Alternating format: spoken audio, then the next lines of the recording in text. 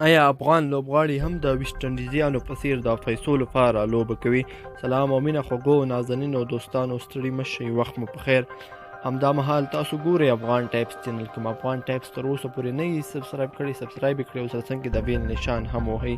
آیا افغان لوبغاړي هم د ویسټ انډیزیانو په څیر د پیسو لپاره لوبه کوي؟ د افغانستان د کرکټ ملي لوبډلې لوبغاړو په تیر نړیوال جام کې تر ټولو خرابې لوبې نندارې ته وړاندې کړې چې هیڅ تمه ترې نه کېده. د محمد نبي، راشد خان او مجيب الرحمن په څیر لوبغاړو چې په نړیوالو لیګونو کې غوغا جوړه کړې وه، د افغانستان لپاره یې داسې بې خونده لوبې وکړې چې خلک یې حق حیران کړل.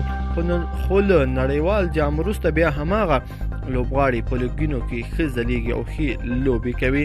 په تیر نړیوال جام کې تر ټولو ډېرې نیوکې په محمد نبي او راشد خان وشوې چې نه یې غوښتل ښې لوبې وکړي.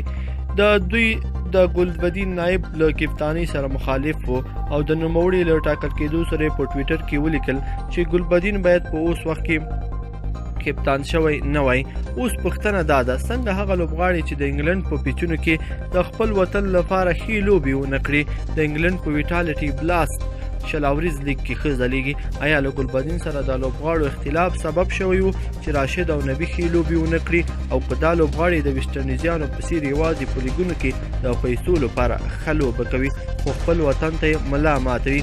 که چیرې دوی له ګلبدین سره اختلاف هم درلود، په کار وه چې د وطن د نوم لپاره یې ښې لوبې کړې وای، خو دوی داسې ونه کړل. محمد نبي د نړیوال جام په 9 لوبو کې یوازې 107 منډې وکړې، خو د ویټالټي بلاست په سیالیو کې په 6 لوبو کې 131 منډې کړې دي.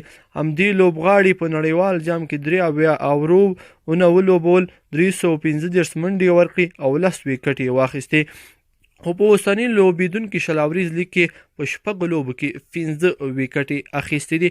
د نړیوال جام بل ناکامه لوبغاړی راشد خان و چې تمه ترې کېده توپان به وکړي، خو نوموړی دا ځل د افغانستان لپاره لوبه ګټونکی لوبغاړی نه و. راشد خان د نړیوال جام په 9 لوبو کې یوازې 115 منډې جوړې کړې دي، خو د سویکسس لوبډلې لپاره چې اوس د انګلستان په ویټالټي بلاست سیالیو کې ورسره لوبیږي په 15 لوبو کې 10 منډې کړې دي. راشد په نړیوال جام کې 22 اورونه ولوبول، 414 منډې ورکړې. نوموړي په ټول نړیوال جام کې 6 ویکټې واخیستې او په 4 لوبو کې هیڅ لوبغاړی هم آوټ نه کړ، خو د اوسني لیګ په هره لوبه کې 1 یا 2 ویکټې اخلي.